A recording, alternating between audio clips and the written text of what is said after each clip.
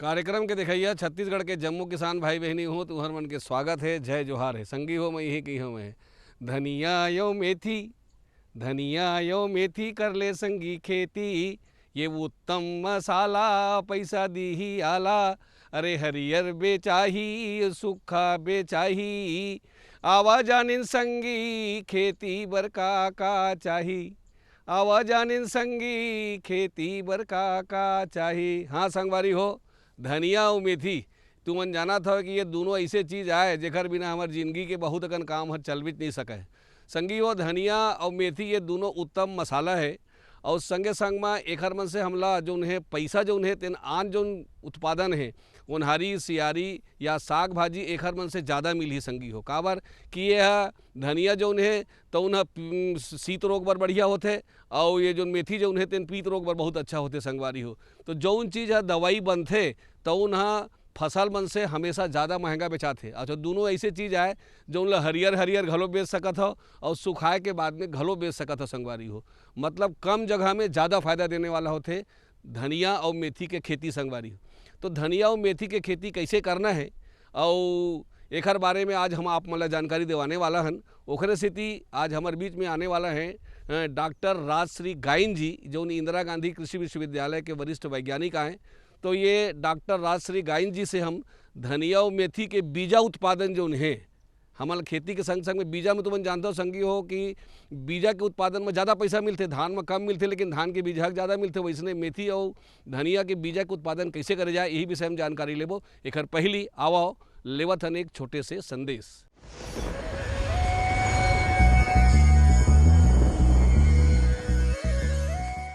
मीठे भुट्टे की जो खेती है जिसको हम लोग स्वीट कॉर्न भी कहते हैं, इसका आज की स्थिति में छत्तीसगढ़ में अपार संभावनाएं हैं, क्योंकि छत्तीसगढ़ की जलवायु, छत्तीसगढ़ की मिट्टी दोनों ही मीठे खेती की जो उत्पादन है उसको हम साल भर ले सकते हैं और इसमें लाभ भी काफ़ी अच्छा है। और अभी आप देखेंगे कि लोगों का जो खाने का तरीका है वो थोड़ा चेंज हो रहा है। अब थोड़ा लोग जो हमारे नए युवा हैं, बच्चे हैं, और ख़ासकर जो शहरी क्षेत्र से जुड़े हुए बच्चे हैं वो थोड़ा सा बाहरी खाना ज़्यादा पसंद करते हैं, जैसे इटालियन, चाइनीज़। तो इन सब में स्वीट कॉर्न का बहुत उपयोग होता है। आप स्वीट कॉर्न इतना अच्छा मीठा रहता है कि आप सिंपल भुट्टा खाएंगे और उसकी बजाय एक बार स्वीट कॉर्न का भुट्टा खाएंगे तो मैं आपको गारंटी देता हूँ कि एक बार आपने जब मीठा भुट्टा का टेस्ट ले लिया तो फिर कोई भी हमारा जो सिंपल भुट्टा जो मार्केट में मिलता है, चाहे वो बॉईल करके मिले चाहे वो भूंज के मिले, फिर आप नहीं खाएंगे, आप मीठा भुट्टा ही प्रेफर करेंगे क्योंकि इसका टेस्ट इतना अच्छा आता है। फिर इसके अलावा इसका आप सूप बना सकते हैं, सब्जियां बना सकते हैं। फिर आजकल जो डिफरेंट टाइप के इटालियन है, पास्ता है, पिज़्ज़ा है, उसमें स्वीट कॉर्न का उपयोग किया जा रहा है।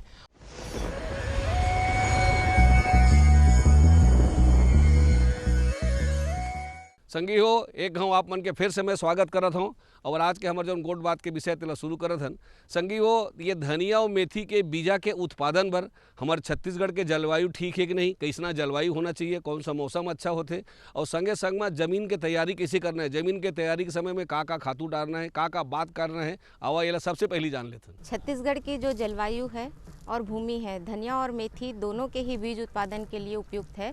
और इन दोनों ही फसल में चूँकि दोनों सब्जी फसल और मसाला फसल के रूप में और औषधि के रूप में भी उपयोग होती हैं, तो इन फसल के लिए चूँकि दोनों ही शीतकालीन फसल हैं, शरद ऋतु में लगाई जाती हैं, बीज उत्पादन के लिए बहुत ही उपयुक्त है शरदकालीन जो मौसम है। और भूमि की जब बात करें तो इसमें दोमट या मटियार दोमट मृदा दोनों ही धनिया और मेथी दोनों फसल के लिए उपयुक्त होती है, जिसका कि पीएच मान लगभग 6 से 7 होना चाहिए। ऐसी मृदा जो जीवांश युक्त हो और जिसमें जल का जमाव ना होता हो, ऐसी मृदा उपयुक्त होती है धनिया और मेथी के बीज उत्पादन के लिए या उत्पादन के लिए। भूमि की तैयारी के लिए आपको सर्वप्रथम हमें गहरी जुताई करनी होती है, जिसको कि हम 3 बार जुताई करके उसके बाद हम 1 बार देसी हल से जुताई करते हैं और भूमि को भुरभुरी बनाने के बाद में पाटा लगा लेना चाहिए, जिससे कि भूमि समतल हो जाए। तो इस प्रकार से भूमि की तैयारी के समय हम ही अगर गोबर की खाद मिला देते हैं 10 टन प्रति हेक्टेयर की दर से, तो उपयुक्त होता है कि भूमि की तैयारी के समय आप अच्छी सड़ी हुई गोबर की खाद या कंपोस्ट की खाद उसी समय मिला दें। हाँ, मिट्टी जब भी हम उर्वरक या खाद की मात्रा देते हैं तो हमें मिट्टी परीक्षण के आधार पे ही बीज और उर्वरक और खाद की मात्रा का निर्धारण करना चाहिए। चूँकि जैसे मेथी जो है वो लेग्यूमिनस क्रॉप है, ये धरती में नाइट्रोजन को फिक्स करती है, तो इसमें हमें उतनी उर्वरक की ज़रूरत नहीं होती। जो उर्वरक की मात्रा है टेस्ट के आधार पे, भूमि के जो टेस्ट होता है उसके आधार पे हम 40-40-20 मतलब कि 40 किलो नाइट्रोजन, 40 किलो फास्फोरस और 20 किलो पोटाश की मात्रा हम देते हैं। उसी प्रकार से धनिया में हम 60-60-20 मतलब 60 किलो नाइट्रोजन, 60 किलो फास्फोरस और 20 किलो पोटाश की मात्रा देते हैं। नाइट्रोजन को देने की जो मात्रा है वो हमें ध्यान रखना चाहिए कि इसकी लगभग 1/3 मात्रा जब भूमि की हम तैयारी करते हैं, जब बुआई करते हैं उस समय देना है, और बाकी जो बची हुई मात्रा है उसको लगभग 2 भाग में करके 20 दिन के बाद में और 40 दिन के बाद में उसकी मात्रा जो बच जाती है 20-20 किलो वो हमें देनी है, वो उस समय मिलाना है। संगी हो, अब दूसरी बात यह है कि बिना बीजा डारे तो कोनो चीज़ उत्पादन होए नहीं। तो एखर बर धनिया और मेथी बर कौन कौन किस्म के बीजा बहुत अच्छा होते, वो बीजा के उपचार करना जरूरी है का, या यदि उपचार करना है तो कैसे उपचार करना है, और एक हेक्टेयर के पीछू कतका हमला बीजा डारे बर पड़ी, संगे संग में बीजा के डारे के विधि का है। तुमन जानता हो कि अलग अलग फसल के जो बीजा डारे के विधि तेन अलग अलग होते। आवा येला पहली जान लेते। धनिया के बीज के अंकुरण में थोड़ी सी दिक्कत आती है क्योंकि इसके बीज में इनहिबिटर पाया जाता है। इसका जो साइजोकार्प होता है उसके अंदर इनहिबिटर पाए जाते हैं, तो इसलिए हमें अंकुरण में थोड़ी जो समय लगता है लगभग 6 से 8 दिन का समय लगता है। इसी प्रकार से मेथी में भी 7 से 8 दिन का अंकुरण में समय लगता है। तो बेहतर होता है कि जब हम धनिया का बीज अंकुरण के लिए लेते हैं तो उसे हमें पानी में भिगाकर और रात भर रख देना चाहिए और उसका रगड़ करके उसे 2 भागों में बांट लेना चाहिए, और उसके बाद में उसकी बीज की बुआई करनी चाहिए। और बीज की बुआई के पहले हमें बीजोपचार जरूर करना चाहिए। इसके लिए हम दवा की जो मात्रा है, फंजीसाइड की मात्रा है, बाविस्टीन या फिर थायराम उपयोग में ला सकते हैं, जिसके की मात्रा 2 से 2.5 ग्राम प्रति किलो बीज के आधार पर इसको उपचारित किया जाना चाहिए, जिससे जो मृदा जनित रोग हैं, जो बीज जनित रोग हैं, उसकी संभावना बहुत कम हो जाती है। मेथी के लिए भी हमें जब बीजोपचार करके ही लगाना है, इसके लिए अब हम थायराम या बाविस्टीन की 2 ग्राम मात्रा प्रति हेक्टेयर की दर से प्रति किलो बीज की दर से हम इसको उपचारित करते हैं, और इसके भी अंकुरण में लगभग 7 से 8 दिन का समय लगता है। बीज की जो मात्रा लगती है धनिया में जैसे 15 से 20 किलोग्राम प्रति हेक्टेयर, और मेथी में अगर हम बात करें तो मेथी में 2 प्रकार की मेथी होती है, एक सामान्य मेथी और दूसरी होती है कसूरी मेथी। सामान्य मेथी की दर जो बीज दर होती है 20 से 25 किलोग्राम प्रति हेक्टेयर, और कसूरी मेथी की लगभग 30 से 35 किलोग्राम प्रति हेक्टेयर। ये मात्रा हमें डालनी है, और जो बीज की जो बुआई करनी है उसे हमें ध्यान रखना है कि जो मौसम जो है हमारा, चूँकि शीतकालीन फसल है, तो इसे हमें अक्टूबर से नवंबर के महीने में बुआई कर देनी है। 30 नवंबर तक इसकी बुआई हो जानी चाहिए। तो देखियो संगी हो, तुमला बड़ा सुंदर ढंग से हमारे वैज्ञानिक जी है बताइन हमें कि बीजा ला कैसे उपचार करना है, कतका मात्रा में बीजा डालना है, और कैसे कैसे ओला कतका दूरी हम लगाना है। अब तीसर बात जो महत्तम होते कोनो भी फसल के उत्पादन पर, तो वो होते पानी की व्यवस्था। तब पानी की व्यवस्था हमला तो करना ही है, लेकिन सबसे बड़े महत्वपूर्ण ये होते हैं कि पानी के सबसे बढ़िया विधि का हो सकत है। काबर कि सही विधि से अगर पानी डालबे तो पानी बाँची घलो और हमारे फसल में घलो फायदा हुई। तो आओ जल प्रबंधन देख लें। चूँकि शीतकालीन फसल है दोनों ही, तो पानी की बहुत ज़्यादा आवश्यकता नहीं होती है। धनिया में करीब 4 से 6 जो इरिगेशन होता है, 4 से 6 सिंचाई होती है, उपयुक्त होती है, लेकिन वो भी डिपेंड करता है, निर्भर करता है कि किस प्रकार की जलवायु है और किस प्रकार की किस्म हम लगा रहे हैं। यदि हम बारानी खेती करते हैं तो हमें कम इरिगेशन, कम जल की आवश्यकता होती है, और सामान्यतः 4 से 6 सिंचाई उपयुक्त होती है। मेथी में हम जब बुआई करते, धनिया और मेथी दोनों में ही तुरंत बुआई के तुरंत बाद हमें 1 सिंचाई कर देनी चाहिए, और उसके बाद आवश्यकता पड़ने पर 10 से 12 दिन के अंतराल पर 2 से 3 सिंचाई करनी चाहिए। संगी हो, हमारा आज के जो गोट बात के विषय थे तो चलते रही, लेकिन आवा एक छोटे से और संदेश ले लेते। मेरे साथ बोलो ए बी।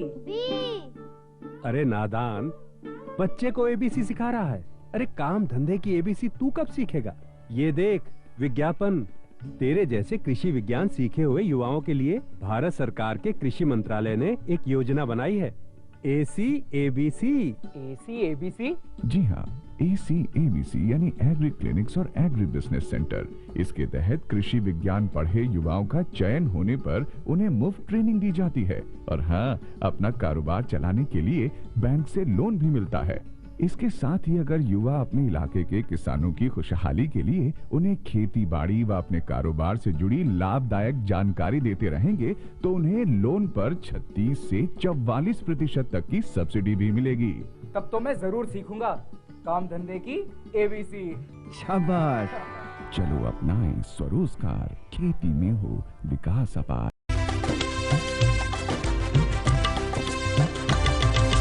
सहकारिता के बल पर विकास के लिए उठे कदम, जन सहकार की ताकत लेकर आगे बढ़ते जाएं हम। जन जन ने इस क्रांति में है विश्वास जगाया, हम सब ने मिलकर विकास का परचम है फहराया। सहकारिता है अपने विकास की पहचान, नए दौर में सहकारिता ही भारत का अभिमान। कृषि मंत्रालय भारत सरकार द्वारा जनहित में जारी। गांव-गांव और शहर-शहर में बात चली, राष्ट्रीय बागवानी मिशन की लहर चली। आसान हुआ अब फल फूल मसाले उगाना, नर्सरी लगाना और जैविक खेती अपनाना। अब हुआ तकनीकी प्रशिक्षण पाना आसान, विपणन के लिए भी है सहायता के प्रावधान। अधिक जानकारी के लिए जिला बागवानी अधिकारी या राज्य बागवानी निदेशक से संपर्क करें। राष्ट्रीय बागवानी मिशन, जीवन संवारे, खुशियां फैलाए।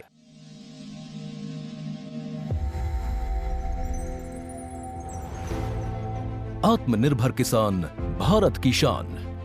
उत्पादन में आत्मनिर्भर होने के साथ साथ फसल की कटाई के उपरांत उपज की हानि को रोकने, ग्रामीण क्षेत्रों में रोजगार सृजन करने और बीज से बाजार तक के विजन को मजबूती देने के उद्देश्य से 1 वर्ष पूर्व माननीय प्रधानमंत्री श्री नरेंद्र मोदी जी ने एक महत्वाकांक्षी केंद्रीय योजना एग्रीकल्चर इंफ्रास्ट्रक्चर फंड की शुरुआत की। इस आधुनिक इंफ्रास्ट्रक्चर से कृषि आधारित उद्योग लगाने में एक बहुत बड़ा बदलाव आएगा और बहुत बड़ी गति आएगी। साथियों, अब हम उस स्थिति की तरफ बढ़ रहे हैं जहां गांव के कृषि उद्योगों से फूड आधारित उत्पाद शहर जाएंगे और यही तो आत्मनिर्भर भारत अभियान का संकल्प है। एग्रीकल्चर इंफ्रास्ट्रक्चर फंड से पात्र लाभार्थी गोदामों का निर्माण कर सकते हैं, छटाई या ग्रेडिंग इकाई, पैकिंग हाउस, सप्लाई चेन और कोल्ड चेन जैसी सुविधाएं या फिर प्राथमिक कृषि प्रसंस्करण केंद्र की स्थापना कर सकते हैं। इस योजना के तहत पात्र लाभार्थियों को 2 करोड़ रुपए तक के ऋण पर अधिकतम 7 वर्ष के लिए ब्याज में 3% तक की छूट दी जा रही है। ऋण पुनर्भुगतान के लिए 6 महीने से 2 वर्ष तक मोरेटोरियम की सुविधा भी उपलब्ध है। इस योजना ने अब तक सफलता की कई मिसालें कायम की हैं, जैसे कि मध्य प्रदेश के लाभार्थी श्री विपिन त्रिपाठी ने एग्रीकल्चर वेस्ट से बायोफ्यूल बनाने का इनोवेटिव प्राइमरी प्रोसेसिंग सेंटर लगाया है। लोन मिलने की वजह से हम समय पर सारी मशीनों का प्रोक्योरमेंट और सारा सिविल वर्क टाइम पे करवा पाए, जिससे ये प्रोजेक्ट को लगाना संभव हो पाया। राजस्थान के लाभार्थी श्री यशवर्धन मुंद्रा ने सॉर्टिंग एंड ग्रेडिंग यूनिट लगाकर रोजगार के अवसर पैदा किए हैं। कर्नाटक की महिला उद्यमी श्रीमती ममता वी ने प्राइमरी प्रोसेसिंग सेंटर लगाकर प्रगति की नई राह चुनी है।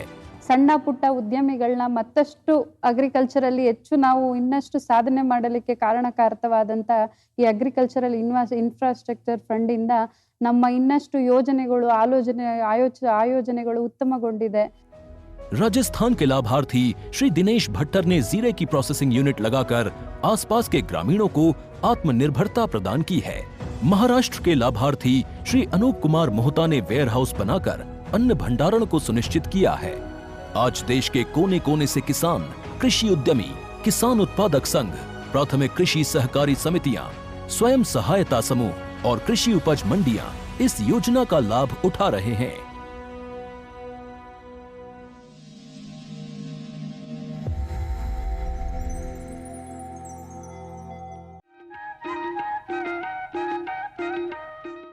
संदेश के बाद संगवारी हो तुहर मन के फिर से मैं स्वागत करत हूँ। आओ आज के हमार जोन धनिया और मेथी के उत्पादन बीजा उत्पादन के जोन विषय तेन लागे बढ़ावत हन। अब चौथैया जोन बात आथे वो आथे खातू और माटी में कैसे डालना है तेन ला। तो एमा कौन कौन प्रकार के खातू डालेल पड़ी, कतका मात्रा में डालेल पड़ी और भुइयाँ के जो ये है परीक्षण है तेकर हिसाब से खातू कतका डालना है। आओ ये सब बात ला जान लेते हैं। उर्वरक प्रबंधन की बात करूं तो जब भूमि की हम तैयारी करते हैं उस समय हमें गोबर की खाद या कंपोस्ट की मात्रा 10 से 15 टन प्रति हेक्टेयर की दर से भूमि में मिला देना है। और उसके बाद पहले हम धनिया की बात कर लेते हैं। इसमें हम नाइट्रोजन, फास्फोरस और पोटाश की मात्रा 60-60-20 के अनुपात में देते हैं। 60 किलो नाइट्रोजन, 60 किलो फास्फोरस और 20 किलो जो है हमारा पोटाश की मात्रा लगती है। इसमें नाइट्रोजन को हमें 3 स्प्लिट डोजेज में देना चाहिए, जिसमें 20 किलोग्राम मात्रा मतलब 1/3 मात्रा जो है हम बुआई के समय फास्फोरस और पोटाश के साथ में देते हैं। और उसके बाद आधी जो बची हुई मात्रा होती है उसको 2 भाग में करके हम 20 और 40 दिन के अनुपात में देते हैं। उसी प्रकार से मेथी में चूँकि एक लेग्यूमिनस कुल की सब्जी है और ये भूमि में नाइट्रोजन को फिक्स करती है, इसलिए इसमें उर्वरक की जो मात्रा है हमेशा मृदा के टेस्ट के बाद ही हमें अप्लाई करना चाहिए। लेकिन अनुशंसित जो उर्वरक की मात्रा है वो 40-40-20 मतलब 40 किलो नाइट्रोजन, 40 किलो फास्फोरस और 20 किलो पोटाश की मात्रा देनी है। इसमें भी नाइट्रोजन को हमें स्प्लिट डोज में देना है, मतलब प्रथम बार में हमें 20 किलो ही देना है और दूसरी बार में हमें 30 दिन के बाद लगभग 1 महीने के बाद हमें जो आधी बची हुई मात्रा है 20 किलो को इसे देना है। प्रथम बुआई के समय ही हमें नाइट्रोजन की आधी मात्रा और फास्फोरस और पोटाश की पूरी मात्रा को भूमि में देना है। संगी हो खरपतवार घलो ऐसे चीज आए जिन हमार उत्पादित जो फसल रही तेला भरपूर नुकसान पहुंचा सकत है या बहुत ज़्यादा नुकसान पहुंचाते। तो एमा जो है खरपतवार कौन कौन प्रकार के होते, वो खरपतवार मन कैसे दिखते और ओला निदान कैसे करे जा सकत है, आओ यहू जान ली। खरपतवार के नियंत्रण के लिए चूँकि मेथी में उसी के जैसे मेथी के जैसे ही दिखने वाला जिसको हम सेंजी कहते हैं, मिली लोटस स्पीशीज़ आता है, उसी की तरह दिखता है। तो हमें बुआई के 30 दिन के बाद में पहली बार निराई गुड़ाई करना चाहिए। 20 से 25 दिन के बाद में पहली निराई गुड़ाई कर सकते हैं, जो कि हाथ से करनी चाहिए। और अगर हम इसको केमिकली करना चाहते हैं तो जब हम बुआई करते हैं तो बुआई के जस्ट दूसरे दिन ही हम एक रसायन पेंडिमेथिलीन की मात्रा लगभग इसका जो कॉन्सेंट्रेशन है वो लगभग 2 ग्राम प्रति लीटर की दर से 2 मिलीलीटर प्रति लीटर की दर से इसको हमें भूमि में मिलाना चाहिए। इसको हम जो घोल बनाते हैं वो 500 से 600 लीटर 1 हेक्टेयर के लिए उपयुक्त होता है। उसी प्रकार से धनिया में भी हम पेंडिमेथिलीन डाल सकते हैं, उसकी भी मात्रा लगभग 2 मिलीलीटर प्रति लीटर के हिसाब से डालना है। और धनिया की जो निराई गुड़ाई करनी है प्रथम जो है 30 दिन के बाद में और दूसरी बार जो है निराई गुड़ाई करना है वो लगभग 60 से 65 दिन के बाद में दूसरी निराई गुड़ाई करनी है। संगी हो तुम सब जन जानता हो कि सब फसल में कोनो प्रकार के कीड़ा लगना या कोनो प्रकार की बीमारी आना बहुत स्वाभाविक बात होते। तो हमारे ये धनिया और मेथी के बीजा उत्पादन में कौन कौन प्रकार के कीट आ सकत है, कौन कौन के प्रकार के रोग आ सकत है, एकर मन के का लक्षण है और कौन कौन से ऐसे बात करबो जेमा ये बीमारी में नहीं आई और मान लो बीमारी लगी के संगी हो तो कौन कौन से दवाई ला कौन विधि से डालीन ताकि हम ये बीमारी से मुक्ति पा सकन। आवा यहू देखते हैं। दोनों ही फसल में माहू की जो दिक्कत आती है, माहू के जो कीट होते हैं वो जब हमारा फसल पुष्पन की अवस्था में होता है, फ्लावरिंग स्टेज पे होता है, तो उस समय माहू मतलब एफिड का अटैक होता है और ये क्या करते हैं फूलों से पत्तियों से रस को चूसते हैं और उसको इतना कमज़ोर बना देते हैं कि हमें उसके उपज जो रहती है लगभग 10 से 15% की कमी हो जाती है। इसका प्रकोप धनिया में भी होता है और मेथी में भी होता है। इसके नियंत्रण के लिए हम उपयोग करते हैं इमिडाक्लोप्रिड, जिसके की मात्रा लगती है लगभग 0.3% की दर से, या फिर डाइमेथोएट रोगर के नाम से आता है। इसकी मात्रा हम 2 मिलीलीटर प्रति लीटर पानी के दर से इसका छिड़काव कर सकते हैं। इसके अलावा जो दूसरा प्रमुख कीट है जो कि नुकसान पहुंचाता है वो है थ्रिप्स, जिसको कि हम चैपा कहते हैं। चैपा जो है वो जब पौधा छोटी अवस्था में होता है 30 से 35 दिन का होता है, उस अवस्था में पौधे को नुकसान पहुंचाता है और इसके लिए हम दवाई जो है वो एसीफेट डाल सकते हैं। 75% कॉन्सेंट्रेशन में आता है। इसकी मात्रा लगभग 2 से 2.5 मिलीग्राम प्रति लीटर पानी की दर से इसका छिड़काव करना चाहिए।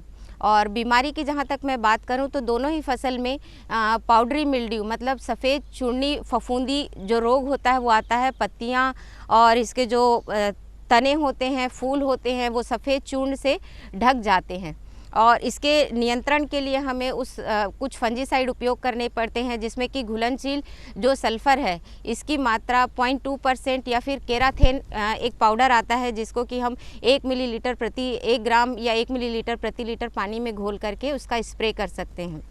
इसके अतिरिक्त मेथी में पाउडरी मिल्ड्यू जो सफ़ेद चूर्णी फफूंदी है, उसके अलावा डाउनी मिल्ड्यू मतलब इसमें पत्तियों के निचली सतह पे हमें फंगस की ग्रोथ दिखाई देती है और ये फसल को नुकसान पहुंचाती है, उसकी उपज में हानि पहुंचाती है। तो इसके लिए भी हम फंजीसाइड का उपयोग कर सकते हैं। इसके लिए हम थायराम दवा का उपयोग 2.5 ग्राम प्रति लीटर पानी की दर से इसको उपचारित कर सकते हैं। और धनिया में एक और रोग जो आता है जो हानि पहुंचाता है वो है स्टेम गॉल रोग, जिसको कि हम तना पिटिका कहते हैं। इस रोग में जो वृद्धि होती है, पौधे की जो अधिक वृद्धि हो जाती है वो स्टेम में दिखाई देती, सूजन के रूप में दिखाई देती है। और इसके नियंत्रण के लिए खड़ी फसल में हम ज़्यादा कुछ नहीं कर पाते हैं। उसके लिए हम खड़ी फसल में इसमें हम थायराम के 2 से 2.5 ग्राम मात्रा प्रति लीटर पानी में घोल करके स्प्रे कर सकते हैं। फसल चक्र अपना सकते हैं कि 2 से 3 फसल चक्र को अपना करके इसको मैनेज किया जा सकता है। संगी हो तैयार फसल बर बहुत महत्वपूर्ण होते कि ओला हम कैसे काटिन, कैसे ओकर भंडारण करीन। ये हम कैसे जान लेबो कि हमारे धनिया और मेथी जो हैं तेन ह काटे के लायक हो गए, लुए के लायक हो गए और सब के मीजे के माने बीजा निकालने की विधि अलग अलग होते। तो ये धनिया की बीजा निकाले की विधि का हो सकत है और मेथी के बीजा निकाले की विधि का हो सकत है। और संगे संग में ये हमला भंडारण करके रखना है तो सालों साल चलने वाला चीज़ है। तो भंडारण करे बर हमला कतका वो तापमान में रखना है, कतका पन वो सुखोना है और संग में हमार जो बोरा है तेन बोरा कैसे होना चाहिए, कतका तापमान में रखना है, आवाज हुल जान ली। धनिया का जो फूल दिख रहा है आपको, ये पूरी तरह से ब्राउन हो जाएगा और मैच्योर हो जाएगा। जब धनिया इसका बीज जो है वो भूरापन लिए हुए हो जाएगा तो उसको हमको हंसिये से कटाई करके उसकी सुखाना है उसको 4 से 6 दिन तक के। उसके बाद जब जो भूरा कलर आता है, जब हम हार्वेस्ट करते हैं क्रॉप को, तो उस समय मॉइस्चर की मात्रा सीड में, बीज में ज़्यादा होती है, इसलिए हम उसको सुखाते हैं। और सुखाने के बाद में हमको उसको उपयुक्त मॉइस्चर कंटेंट पे लाना चाहिए जो कि लगभग 6 से 8% तक है। और उसके बाद में सुखाने के बाद में हंसिया से कटाई करने के बाद सुखाने के बाद में उसको उचित स्टोरेज करना चाहिए। और इसी प्रकार से मेथी में भी हमें हंसिया से उसको करना है। और मेथी जो है वो हम बीज उत्पादन के लिए जब करते हैं तो हमें उसमें एक कटाई हम पत्ती की ले सकते हैं लगभग 30 दिन में, कि पहले हमने कटाई पत्तियों की कर ली, फिर उसको बढ़ने के लिए छोड़ दिया और उसके बाद लगभग 140 से 150 दिन में मेथी की फसल तैयार हो जाती है। जब दाने जो है वो उसमें भूरे पड़ने लग जाते हैं, जो उसका पॉड है हरे से लेकर ब्राउन होने लगता है, बीज अच्छी तरह से भरा होता है, छूने से पता लगता है, तो उस समय हमें पॉड की तोड़ाई कर लेनी चाहिए और उसको भी हमें सुखाना चाहिए लगभग 6 से 8 दिन। उसके बाद बीज को थ्रेशिंग फ्लोर में रखकर पीट करके, डंडे से पीट करके उसको हम निकाल सकते हैं बीज को। इस प्रकार से बीज का भंडारण करना चाहिए। भंडारण के लिए जो हम उपयोग लाते हैं, जो हमारा बैग होता है, उसमें देख लेना चाहिए कि सबसे बड़ा दुश्मन जो है वो बीजों का वो है मॉइस्चर। मॉइस्चर की मात्रा ज़्यादा नहीं होनी चाहिए, नहीं तो बीजों के अंकुरण पे वो असर डालता है और बीजों के अंकुरण को प्रभावित करने के साथ वो पूरी फसल के उपज में कमी लाता है। तो जो हम लगाएंगे, हम जो बोरा यूज़ करेंगे उसमें अंदर प्लास्टिक शीट होनी चाहिए ताकि मॉइस्चर जो है उसमें जितनी मात्रा हमें चाहिए 6 से 8% उतना रहे बीज में। भंडारण के समय हमें ध्यान रखना है कि जो बीज के अंदर जो नमी है वो ज़्यादा नहीं होनी चाहिए। बीज जब भी हम उपयोग करते हैं सब्जी फसल की, मसाला फसल की, तो इसमें ज़्यादा से ज़्यादा 8% तक की नमी होनी चाहिए। तो उस चीज़ का ध्यान रखना है, नहीं तो वो बीज की क्वालिटी को ख़राब कर देता है। बीज हमारा काला हो जाता है, भूरे से वो काला पड़ जाता है और अंकुरण को प्रभावित करके पूरी उपज को ही प्रभावित करता है।